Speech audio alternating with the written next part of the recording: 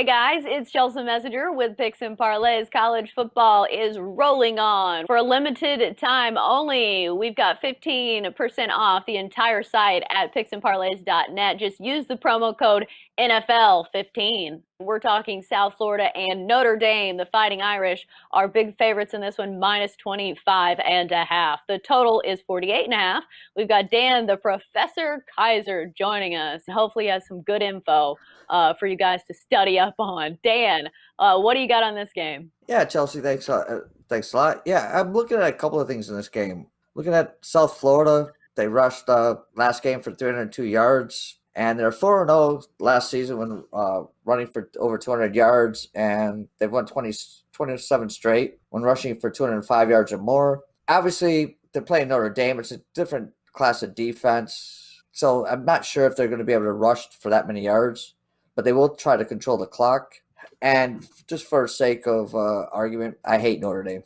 So I kind of a thing against that. But they are a good team. I wasn't impressed with them against Duke. They struggled in the first half. I think they will struggle against South Florida. I'm just looking for this game to go under the total. Ooh, we agree, which is nice. Amazing. USF has actually hit the under in their last 5 games, dating to last year. And as you mentioned, Notre Dame was off to a very slow start against a Duke team that was not supposed to be good. I don't know if USF has a better defense than them, but I still don't expect Notre Dame to light up the scoreboard. Ian Book, the quarterback for Notre Dame, looked a little like he was learning an entirely new cast of receivers. Obviously, he lost his best receiver, his best tight end, Cole Kmet, to the NFL, and that was pretty obvious. So I don't like this Notre Dame to cover that big number for that reason. However, I think the under is the safer play here because Notre Dame is actually covered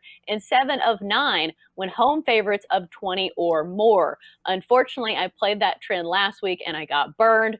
So I will not be playing Notre Dame this week, not because I hate Notre Dame like you, but I got burned by them, and I do like the under a little bit better. But the thing about South Florida, they did win the last time they were in Notre Dame in 2011. And the thing about, you got to look at these Florida teams like South Florida, FIU, all of them. They still recruit Florida, so they have speed. They don't have the top 5-star, 4-star prospects, but they do recruit people from Florida. They do have speed, so it's not like Notre Dame's playing another minor team from like a MAC team that doesn't have a speed. So I think they can compete on the defensive side of the ball, and I think they will keep this game under the total. I covered high school football in Florida, and I will tell you, they have athletes for days, and some of their best athletes don't even go to the big schools because there's so many schools in Florida to choose from, and USF gets a lot of them. However, their offense, when it comes to the pass offense, they're not very dynamic, only passing for 102 yards last game against the Citadel. Granted, they were running the ball really well for 302 yards, as you said, so maybe that's why they didn't pass quite as often.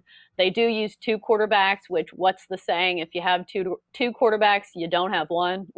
So I don't know if I trust South Florida to put up enough points to cover on their end. Yeah, I like it under. That's going to do it for our college football talk here on Picks and Parlays. Thanks for joining us, Dan. Great stuff as always.